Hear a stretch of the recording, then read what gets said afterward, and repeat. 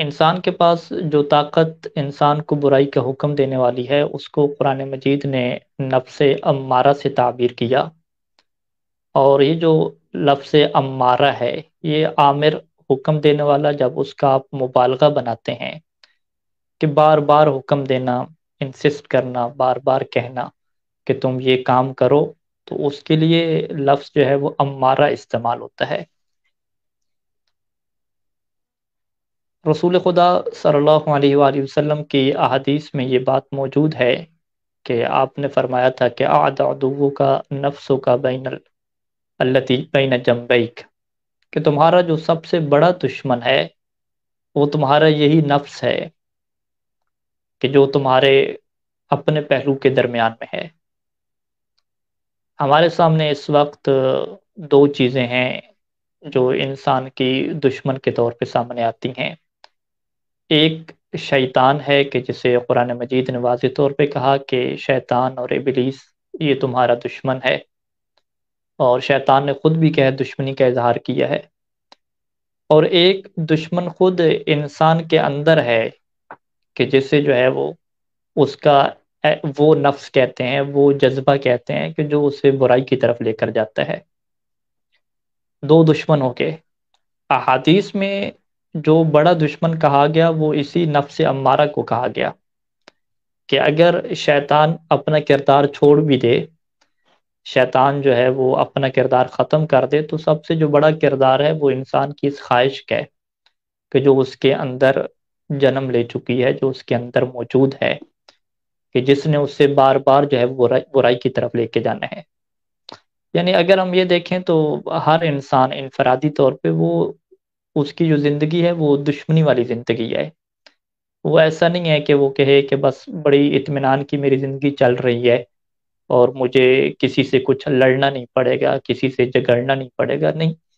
انسان کو جو زندگی گزارنی ہے بلوغت کے بعد سے، وہ ایک دشمنی والی زندگی ہے کہ جس میں قبر تک جو ہے وہ انسان کو خود سے لڑنا پڑتا ہے، خود سے جہاد کرنا پڑتا ہے۔ اور یہ اتنا اہم جہاد ہے کہ جب میدان جنگ سے اصحاب جو ہے وہ جہاد کر کے واپس پلٹے تھے، ان کے جسموں کے اوپر زخم بھی تھے،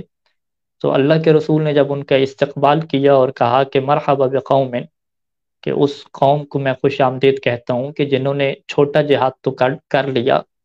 لیکن ابھی بڑا جہاد، جہاد اکبر ان کی گردن پہ باقی ہے۔ تو انہوں نے پوچھا تھا حیران ہو کے کہ اتنی مشکل ہم نے جنگ لڑی اور جس میں جان کا خطرہ ہے، ہمیں زخم لگے، تو یہ چھوٹا جہاد کیسے ہو گیا؟ تو فرمایا کہ اس سے بڑا جہاد جو ہے وہ تمہارے اپنا جو نفس ہے، جو تمہارا دشمن ہے، اس سے جو تمہیں لڑنا ہے، یہ بڑا جہاد ہے۔ اور واقعاً یہ بہت بڑا جہاد ہے کہ اللہ کی اطاعت میں انسان اپنی گردن کٹا دے اور شہید ہو جائے، یہ کام آسان ہے، اور خود کو تنہائی میں بچا لے گناہوں سے، یہ بڑا مشکل کام ہے۔ اس کے لیے انسان کو بہت بڑی طاقت چاہیے، بہت بڑی ہمت چاہیے۔ اس کے لیے انسان کا جو ایک نفس لوامہ ہے، جو ایک طاقت ہے کہ جو انسان کی مسلسل ملامت کرتی ہے، اس کی سرزنش کرتی ہے، اس کا مضبوط ہونا بڑا ضروری ہے۔ قرآن مجید میں اللہ تعالیٰ نے نفس لوامہ کی قسم بھی کھائی ہے، اور یہ جو قسم ہے وہ لا قسمیہ لگا کے، واو قسم لگا کے، یعنی دو دفعہ قسم کی تاکید لگا کے نفس لوامہ کی قسم کھائی ہے۔ یہ وہ اتنی اہم کردار ہے انسان کے اندر کہ اگر انسان کا ضمیر جو ہے وہ مردہ ہو جائے، انسان کو اندر سے ٹوکنے والی آواز ختم ہو جائے، تو پھر انسان جو ہے وہ ترقی نہیں کر پاتا، اور وہ نفس میں اور خواہشات میں پھسل جاتا ہے اور بہل جاتا ہے۔ ضرورت اس بات کی ہمیں ہے کہ ہم اپنے اندر کی یہ جو آواز ہوتی ہے، جو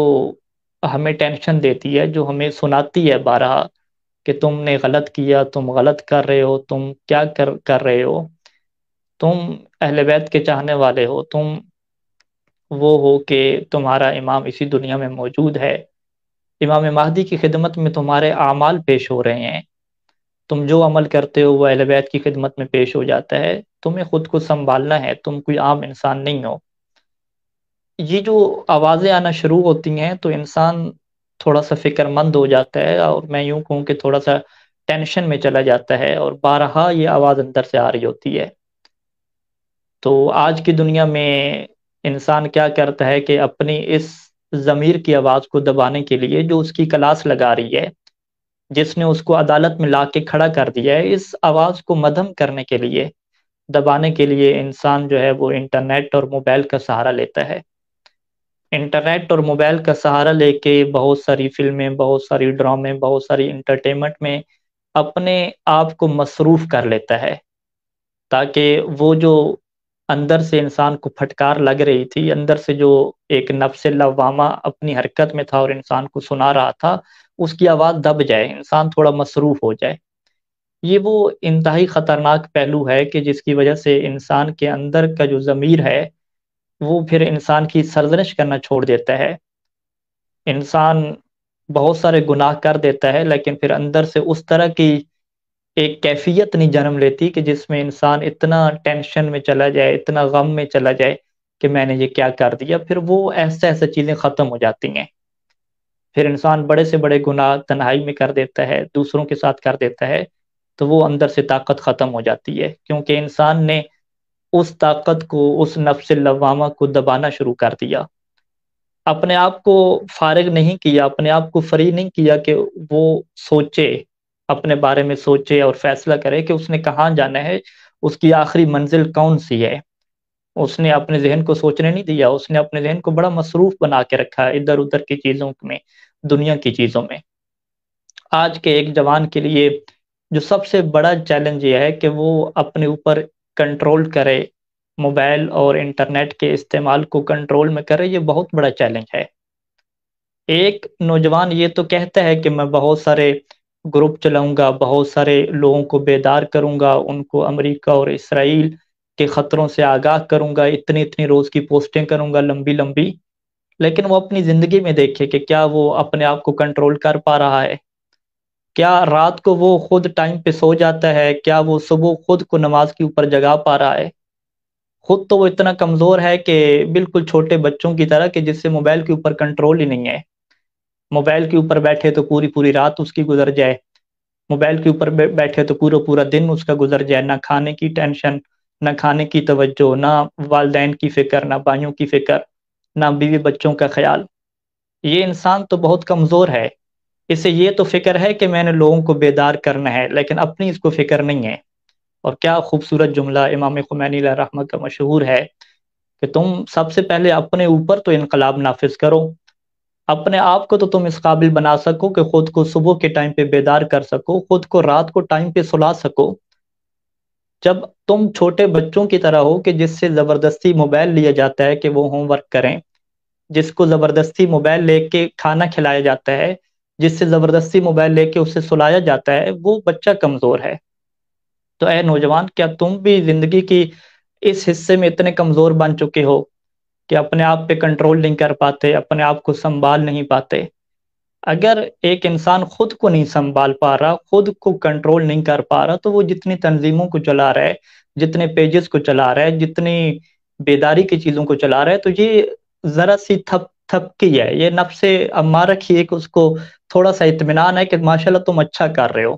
تم بیسٹ کر رہے ہو، تم دین کی خدمت کر رہے ہو، لیکن اس کے اندر سے ایک چھوٹی سی ضمیر کی آواز تو آتی ہوگی نفس لوامہ کی کہ ٹھیک ہے تم بہت کچھ تو کر رہے ہو، لیکن تم نے اپنے لیے کیا کیا؟ کیا اپنے آپ کو اس قابل بنایا کہ اپنے آپ کو گناہوں سے بچا سکو، اپنے اوپر کنٹرول کر سکو، موبائل کے اوپر کنٹرول کر سکو، نہ محرم سے اپنی نگاہوں کو روک سکو، فلم اور ویڈیو کے اوپر اپنے آپ کو کنٹرول کر سکو؟ تمہارے اندر نفس لوامہ کی کتنی طاقت ہے؟ کیا اس کو تم کنٹرول کر پائے؟ کیا اس نفس لوامہ کی عدالت تمہارے ہاں لگتی ہے؟ کیا تمہیں یہ نفس لوامہ روز ڈانٹتا ہے؟ اس کی ڈانٹ کتنی بلند ہے کہ جو تمہیں ٹینشن میں لے جاتی ہے؟ یا جیسے ہی نفس لوامہ ڈانٹنے لگتا ہے تو تم اسے سلا دیتے ہو، کہتے ہو کہ میں تو بڑی امت کے لیے کام کر رہا ہوں، امت کی میں ہدایت کے لیے کام کر رہا ہوں، ان کو بیدار کر رہا ہوں؟ تو وہ جو تمہارا اپنا جہاد اکبر تھا، کہ جو اللہ کے رسول اپنے مجاہدین سے کہا کرتے تھے، جو اسلام کی خاطر میدان جنگ میں لڑتے تھے، زخم کھاتے تھے، ان سے کہا کرتے تھے کہ دیکھو یہ جتنا بھی تم جہاد کر رہے ہو، یہ سارے کا سارا جہاد اصغر ہے، یہ بہت چھوٹا جہاد ہے، اس سے بڑا جہاد ابھی تک تمہارے ذمے پہ ہے۔ تو جتنے ہمارے جوان ہیں ہم انہیں یہی دیکھ رہے ہیں کہ وہ یہ والا جہاد کرنے کو تو تیار ہیں کہ باہر نکل آئیں، نعرے بلند کریں طاغوت کے خلاف، اس کے خلاف نکلیں، لوگوں کو امریکہ اور اسرائیل کے خلاف بیدار کریں، اور اس طرح کی پوسٹیں، اس طرح کے پیج، اس طرح کی ویڈیو، یہ سارے کا سارا جہاد جہاد اصغر ہے۔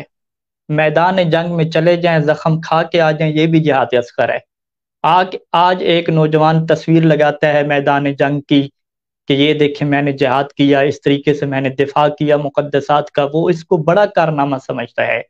لیکن اللہ کے رسول کے پاس اگر یہ ہوتا، امیر المؤمنین کی خدمت میں ہوتا، تو امیر المؤمنین اور اللہ کے رسول یہ کہہ رہے ہوتے تھے کہ یہ تمہارا بہت چھوٹا کارنامہ ہے، یہ جہاد اصغر ہے، اصغر افعل التفضیل، سب سے چھوٹا جہاد ہے۔ اس سے بڑا جہاد جو تمہیں کرنا تھا وہ اب بھی باقی ہے۔ تمہیں یہ دیکھنا ہے کہ تنہائی میں تم خود کو کتنا کنٹرول کر پاتے ہو۔ صبح نماز کے ٹائم پہ تم خود کو بیدار کر پاتے ہو یا نہیں کر پاتے، رات کو ٹائم پہ خود کو سلا پاتے ہو یا نہیں سلا پاتے۔ یہ وہ تربیت ہے کہ جو انسان کو خود کرنا ہوتی ہے۔ اس میں انسان یہ نہیں کہہ سکتا کہ کبھی تو میرا وقت آئے گا اور میں ٹھیک ہو جاؤں گا۔ اس لمبی امیدوں پہ بیٹھنا اس سے نہیں ہوتا۔ شیطان تو اسے لمبی امیدیں دلاتا ہے کہ تم بیٹھے رہو، کوئی نہ کوئی وقت آئے گا تم ٹھیک ہو جاؤ گے، لیکن ایسا نہیں۔ اسے خود کو ابھی سے سنبھالنا ہے، اسے خود کے نفس لوامہ کو جو اس کی سردنش کرتا ہے، جو اس کی کلاس لگاتا ہے، اسے بڑا مضبوط بنانا ہے، نفس امارہ کو اس نے کمزور بنانا ہے۔ اور یہ تبھی ہو سکتا ہے کہ جب انسان روزے کا حق ادا کرے، اور روزے کے وہ آداب، روزے کی وہ شرائط کہ جو اہل بیت علیہ السلام بیان کیا کرتے تھے، اس کی رعایت کرے۔ اور وہ وہی شرائط ہیں کہ روزے کی حالت میں تمہارا ذہن بھوک اور پیاس کی وجہ سے انٹرٹینمنٹ کی طرف نہ جائے، بلکہ قیامت اور حشر کی طرف جائے۔ روزے کی حالت میں جب تمہاری طبیعت تھوڑی مزمحل ہو اور بدن میں کمزوری محسوس ہو، تو تم اپنے ذہن کو اللہ کی طرف لے جاؤ، میدان حشر اور قبر کی طرف لے جاؤ۔ پورا مہینہ تمہیں اپنی سوچوں کو بدلنا ہے، اپنے جذبات اور اپنے احساسات کو بدلنا ہے۔ پورا مہینہ جب یہ سوچو گے ہمیشہ اللہ کے متعلق، قیامت کے متعلق، قبر کے متعلق، تو تب جا کے اس دل کے اندر نفس لواموں کو قوت ملے گی اور طاقت ملے گی کہ اب تم اپنے اوپر کنٹرول کرنے کی پوزیشن میں آؤ گے کہ ہاں موبائل پہ میں نے یہ دیکھنا ہے اور یہ نہیں دیکھنا، اس کو میں نے آف کرنا ہے، ابھی میرے سونے کا ٹائم ہے، ابھی میرے جاگنے کا ٹائم ہے۔ یہ تبھی ہو سکتا ہے کہ جب احساس و جذبات روزے کی حالت میں وہی ہوں کہ جو اللہ کے رسول فرمایا کرتے تھے کہ دیکھو روزے کی حالت میں جب بھی بھوک اور پیاس محسوس ہو تو تم نے قیامت کو یاد کرنا ہے۔ قیامت کو انسان تبھی یاد کرے گا کہ جب اپنے ذہن کو وہ سوچنے کا موقع دے گا۔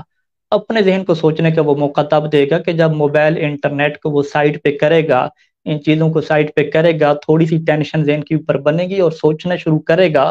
تب اس کے اندر تبدیلی پیدا ہوگی۔ اور یاد رکھیں کہ جو اچھا سوچتا نہیں ہے وہ اچھا کر نہیں سکتا، جو بڑا سوچ نہیں سکتا وہ بڑا کر نہیں سکتا۔ تبدیلی انسان کی سوچ سے پیدا ہوتی ہے، انسان کی فکر سے پیدا ہوتی ہے۔ تبھی اللہ کے رسول اور اہل بیت علیہ السلام یہ فرمایا کرتے تھے کہ التفکر افضل العبادہ، کہ غور و فکر کرنا، سوچ و بچار کرنا، تدبر کرنا، یہ سب سے بڑی عبادت ہے۔ ہمارے فقہا کی یہ سیرت رہی ہے کہ زندگی کے روزانہ کے کسی ایک مرحلے میں وہ سب کچھ اپنا آف کر دیتے تھے، پڑھائی، مباحثہ، سب کچھ آف کر کے بس خود کے بارے میں تنہا بیٹھ کے سوچا کرتے تھے کہ میں کیا کر رہا ہوں اور کیا نہیں کر رہا۔ قرآن مجید کی آیت یہ یاد رہنی چاہیے کہ تم دنیا میں تنہا آئے تھے، تمہیں دنیا سے تنہا واپس جانا ہے،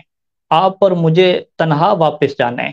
دنیا کی یہ جو دوستیاں ہیں، دنیا کی یہ جو محبتیں ہیں، دنیا کی یہ جو لوگوں سے کے ساتھ چاہتے ہیں، دنیا کی چیزوں کے ساتھ محبتیں، یہ کسی کام نہیں آنی۔ مجھے خود کی فکر کرنی ہے، آپ سب کو اپنی فکر خود کی کرنی ہے۔ اور قرآن نے یہی کہا تھا کہ علیکم انفسکم، تمہاری یہ ذمہ داری ہے کہ تم اپنے بارے میں سوچو، خود کو سنبھالو، خود کو ٹائم دو، خود کے بارے میں سوچو۔ اور یہ تبھی ہو سکتا ہے کہ جب ہم آج کے زمانے میں انٹرنیٹ اور موبائل کے اوپر مکمل کنٹرول کریں گے، اپنی زندگی کا کچھ ٹائم ایسا بنائیں گے کہ جو ہم موبائل اور انٹرنیٹ اور انٹرٹینمنٹ کے بغیر گزاریں اور اپنے بارے میں سوچیں۔ اور اس کے لیے یہی ماہ رمضان المبارک ہے، یہی وہ موقع ہے کہ جس میں ہم خود کو بدل سکتے ہیں، اپنی سوچوں کو صحیح پیمانے پہ لا سکتے ہیں۔ وصلی اللہ علی محمد وآلہ اجمعین، والسلام علیکم ورحمۃ اللہ وبرکاتہ۔